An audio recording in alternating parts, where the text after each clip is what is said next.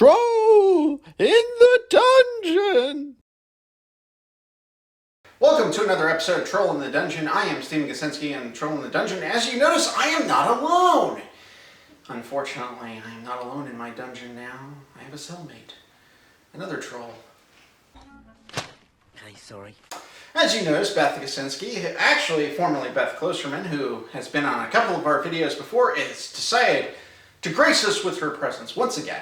And we're going to discuss overall the Harry Potter franchise in general. She's more of a book nerd, I'm more of a film nerd.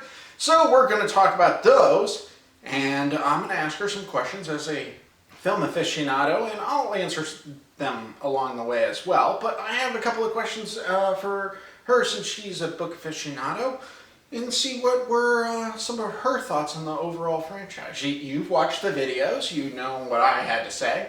So, I have a couple of questions. They're pretty short, but they'll be, I'm sure our discussion will be informative.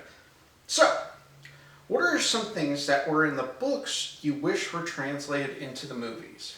Do we have about 10 hours or so to give my complete list, or do I need to summarize? Grab like 2 or 3 things. Okay, 2 or 3 things. Mm-hmm. Well, this is a small one because overall I do like the movie a lot, but I really miss seeing Nearly Headless Nick or Sir Nicholas's Death Day party in Chamber of Secrets. Yeah, that was a little bit of a bummer.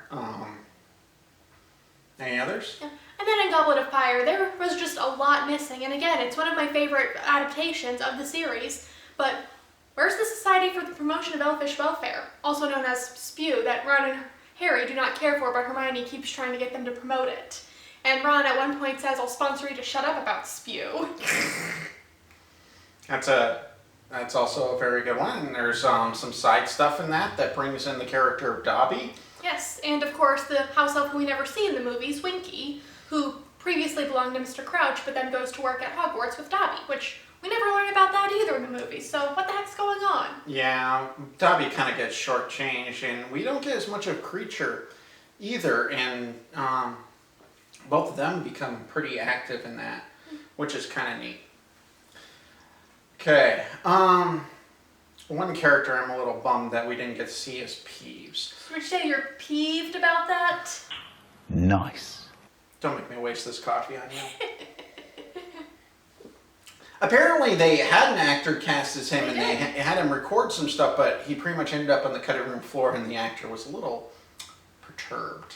Yeah, speaking of the cutting room floor, I thought of another scene that they are missing that was filmed, but the final exchange between Harry and Dudley, where they actually make amends and they part as unlikely friends, you could say.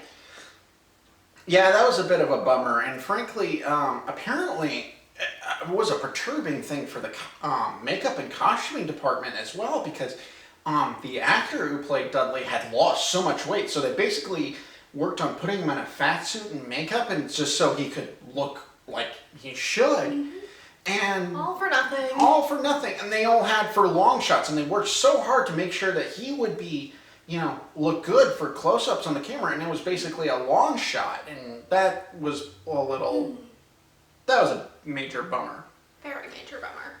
Okay, so you're good for those? Yeah, since we don't have 10 hours, we should probably move on. Alright, so of the characters that were in the films, were there any major casting concerns, or did you have any people you thought were completely miscast for these characters? Overall, this cast is magical. I mean, you cannot go wrong with Maggie Smith, of course. Oh. And Emma Thompson as Professor Trelawney is absolutely fantastic. And I've seen her in other things too, and just such a different take for her, but she does it so well. She is a chameleon actress. Personal favorite of mine is Gary Oldman. Oh yes, as Sirius Black. He's fantastic. I've made my thoughts known about Michael Gambon. I mean, unfortunately, he had to be cast later due to Richard Harris dying from lymphoma. But I thought he was a really good Dumbledore. I mean, Harris wasn't bad, but I think I believed Gambon a little bit more. But overall, the casting was pretty good.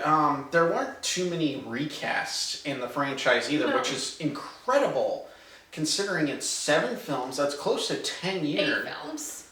But 8 films, I'm sorry. They filmed for 7, basically, because they shot parts 1 and 2 of Deathly Hallows simultaneously. But they didn't, but considering they had to film 8 films, and it's close to 10 years of these kids' lives, that's amazing in the grand scheme of things. I could barely keep a cast for a series of 6 episodes, but, well, we won't go into that. So, were there any major story plots from the books that you thought could have fit into the films as they are? Like if they decided to cut some extraneous scenes, which I actually went into... I gave some commentary too that you could have cut. Was there any like short scenes from the books that you thought would have been helpful for the films? Well, we're probably thinking of the same exact one. Prisoner of Azkaban. Where the heck was the Marauder backstory? We never learned that Harry's father and Sirius Black and Remus Lupin and the traitor Wormtail created this Marauder's map that Fred and George Weasley give to Harry? Just, what the heck's going on here?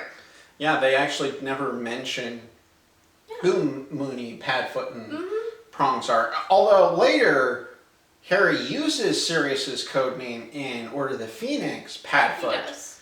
But if you haven't read the books, you don't know what the hell he's talking about. No.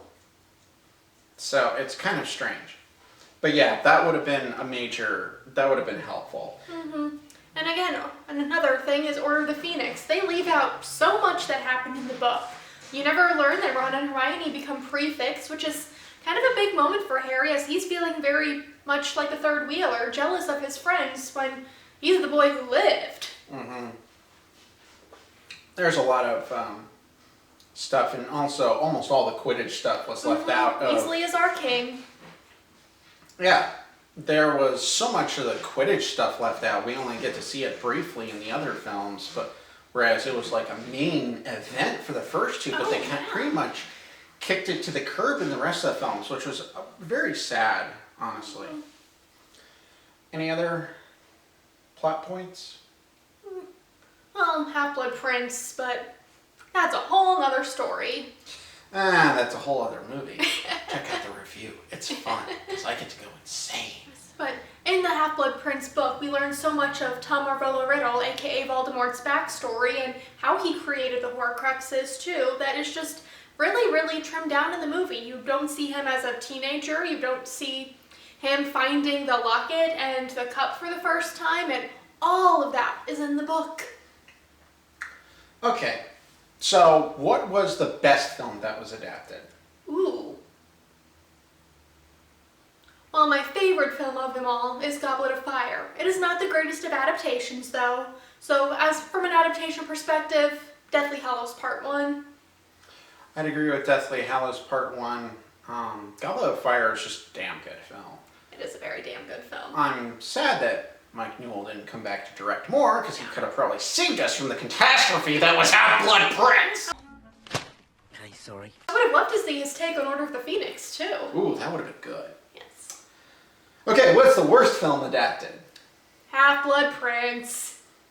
Oh, that movie's just terrible. Is there a film that overall is not a bad film, but just a really bad adaptation?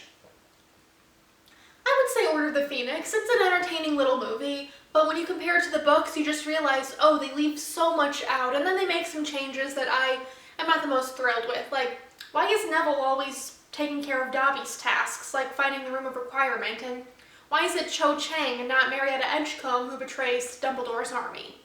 Just, why? I don't think Marietta Edgecombe is really in the movie at all. Nope, she's not. Any other thoughts on the films from a book fan's perspective? I mean, in terms of adaptations, I've seen plenty of works adapted from the book to the screen, and overall, they do a very nice job. There are some movies that are better than others. What I really wish would have happened is that more of them would have been split into 2 movies so that you could include all those events from the books. Well, there is supposedly this Harry Potter series on HBO Max that may be coming out. I'm a little iffy about it because some book adaptations to series can either be really good and they may end up just being a damn good series, but not the best of adaptation of books. Yeah, I get what you mean. Well, it's been fun. It's been great to be back in the dungeon, I suppose. Yep, we've had a little change of venue. They moved the prison. So we're now in the second level of hell, not the first. Anyway, we hope you enjoyed this episode. Be bold, be brave, be courageous, and ta-ta for now.